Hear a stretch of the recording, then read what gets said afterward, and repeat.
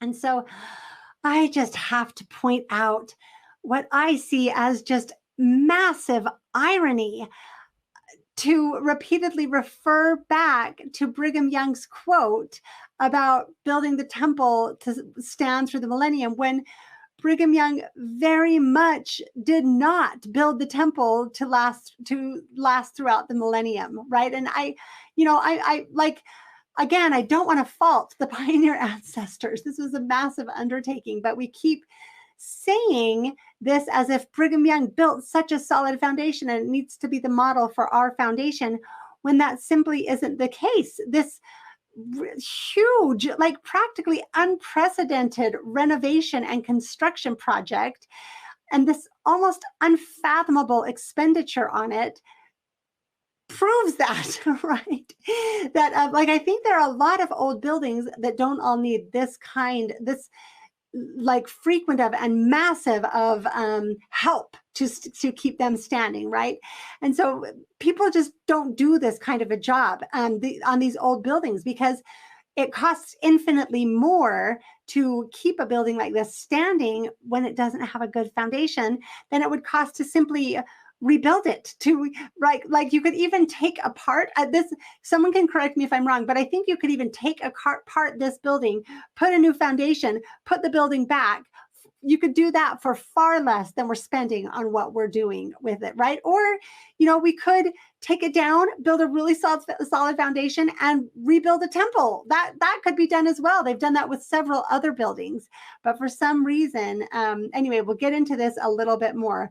But I really do think that it's ironic to keep quoting Brigham Young's prophetic ability to say this temple will stand through the millennium. And we're having to go to a lot of expense to help that prophecy come through if we want to view it as a prophecy. So another quote from this talk: as you may recall, President Brigham Young himself was involved in great detail in the construction of the original temple foundation, which has served the temple well since its completion 127 years ago.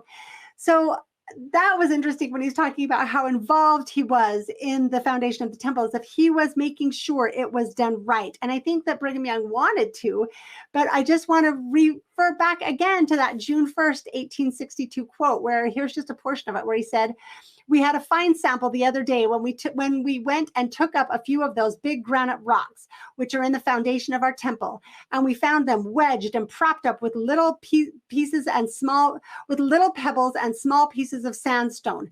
I wish I never had anything to do with the foundation of this temple, for I am ashamed of it." And interestingly, with all the other quoting they do of Brigham Young, they never include that part of his quote, right? They say other things around it, but not that part. And so the following, so we'll move on from Gary E. Stevenson's talk. The following conference, October 2020, was when President Nelson addressed the renovation. And that was the clip above about Angel Moroni dropping his trumpet. So that's what I was going to say. It was this talk, October 2020, when he addressed that. So here's a quote: "Some question the need for taking such extraordinary measures," meaning the renovation.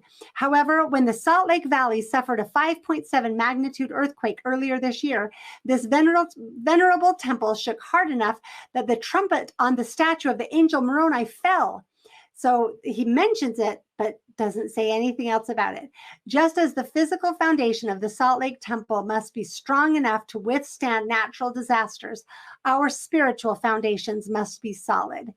That was from his October 2021 talk, "The Temple and Your Spiritual Foundation." And he shared a video in that talk. I just want to play this one clip.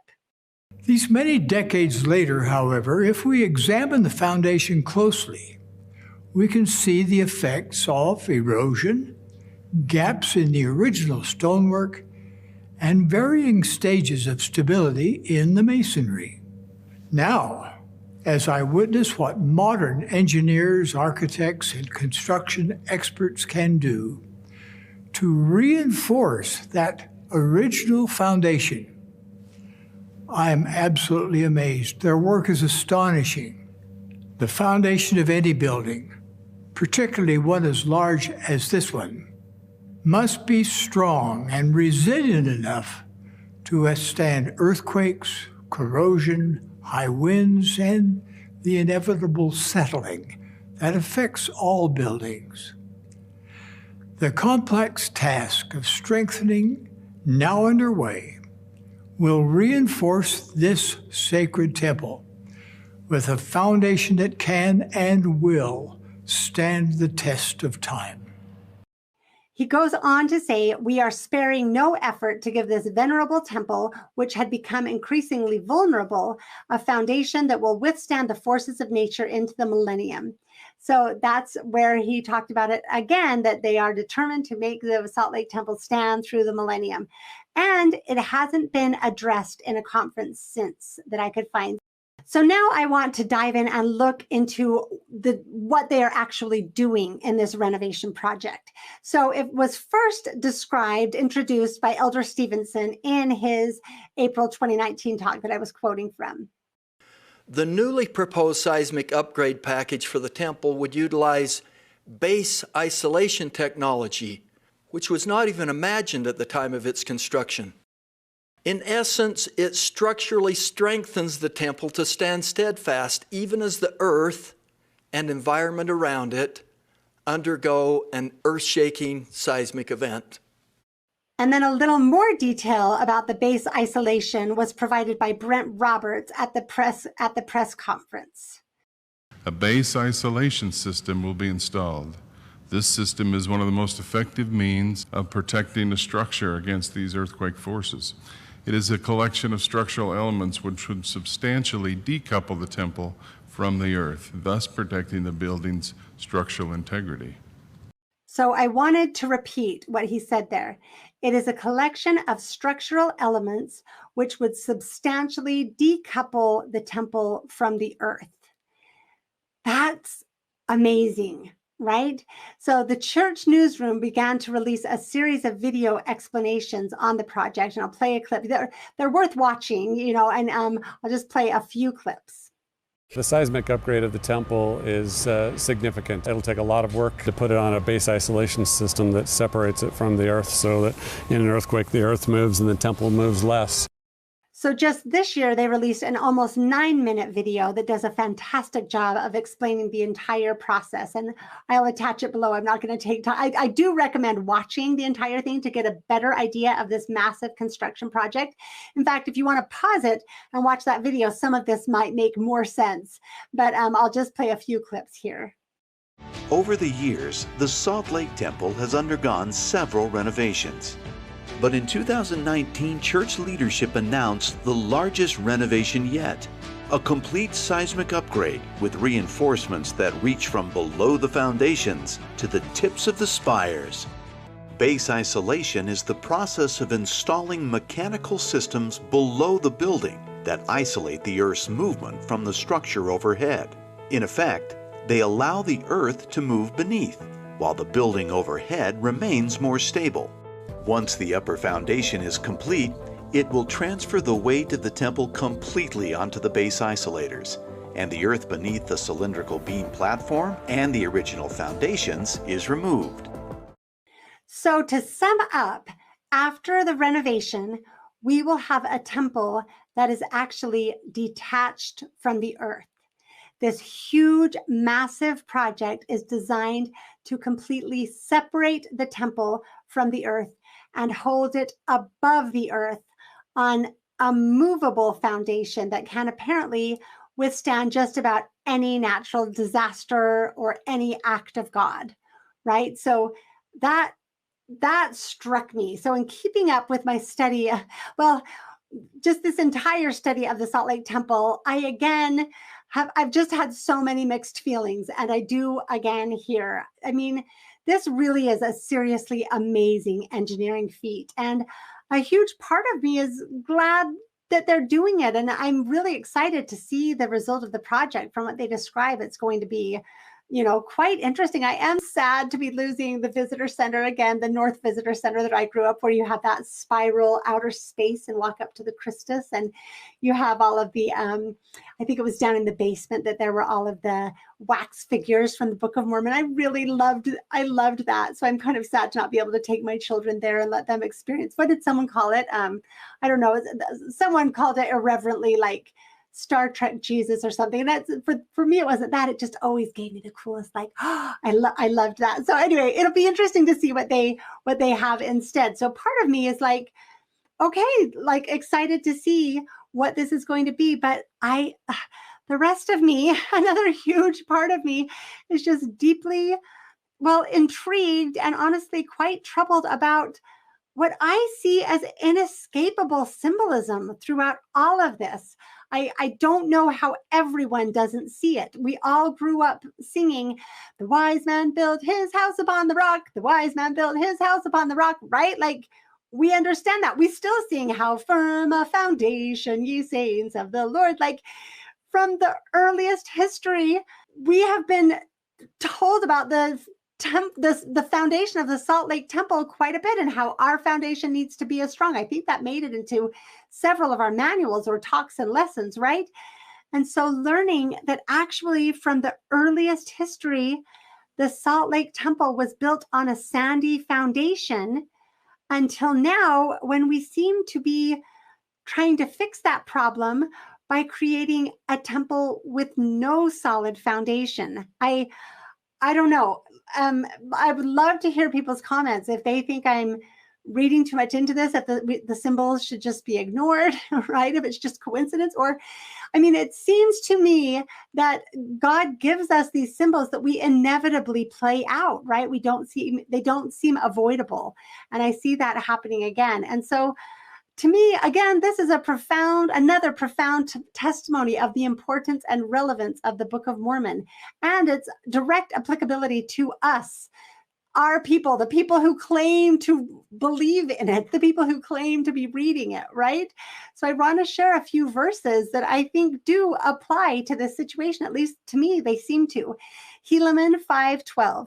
And now, my sons, remember that it is upon the rock of our Redeemer, who is Christ, the Son of God, that ye must build your foundation, that when the devil shall send forth his mighty winds, yea, his shafts in the whirlwind, yea, when all his hail and mighty storm shall beat upon you, it shall have no power over you to drag you down to the gulf of misery and endless woe, because of the rock upon which ye are built, which is a sure foundation, a foundation whereon if men build, they cannot fall.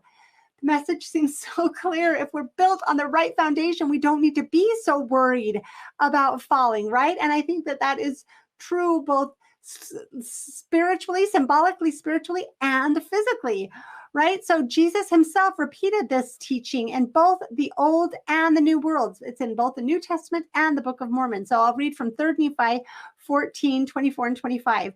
Therefore, whoso heareth these sayings of mine and doeth them, I will liken him unto a wise man who built his house upon a rock. And the rains descended, and the floods came, and the winds blew and beat upon that house, and it fell not, for it was founded upon a rock, connected to the earth on rock, right? And so the Book of Mormon really could not be more clear about how we are to build our foundation.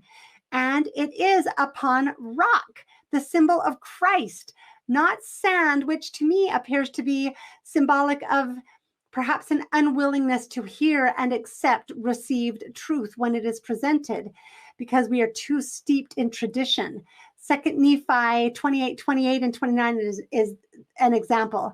And in fine, woe unto all those who tremble and are angry because of the truth of God. For behold, he that is built upon the rock receiveth it with gladness, and he that is built upon a sandy foundation trembleth lest he shall fall. So many of us can resonate with that, right? When these truths, the truths that are being shared in this podcast, when you hear them, right, or when you study them out and find them, do they resonate with you? Do you receive them with gladness, or are you too defensive of the sandy foundation of church history that we have to fight against them, right? It's so clear. Woe be unto him that shall say, we have received the word of God, and we need no more of the word of God, for we have enough. I do think that has universal application to anyone who refuses to continue to humbly learn and be led and directed by God, right? It certainly applies to us as a people. And so this seems to be where we have been. on a sandy foundation. And I think the temple provides a powerful symbol of that. Now, thankfully, more truth is coming forth like crazy as we have so much more access, as people are bringing forth so much more information to us that really does resonate as true, right? I'm so thankful that we have the opportunity to accept it, that so many people are doing this, and I'm hope so many people are accepting the truths and the messages, at least being willing to consider them and grapple with them and see what resonates, right? I hope that more and more people will do that.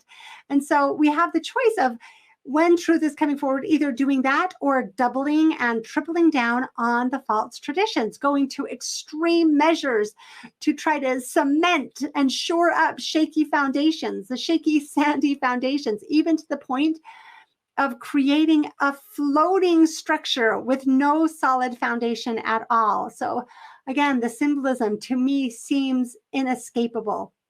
So when we're talking about a building that is separate above the earth, 1 Nephi 8:26, and I also cast my eyes round about and beheld on the other side of the river of water a great and spacious building, and it stood as it were in the air, high above the earth. You know, like an earthquake couldn't affect that building either. Maybe there is nothing to this for those who don't believe in signs and symbols, like, you know, like we've been talking about all of these, you can just throw this all away. But for people who see meaning in things like Angel Moroni dropping his trumpet on March 18th, 2020, just a few months after this renovation began and a few days after the premeditated shutdown began, it seems like maybe these are things that we should perhaps pay attention to. So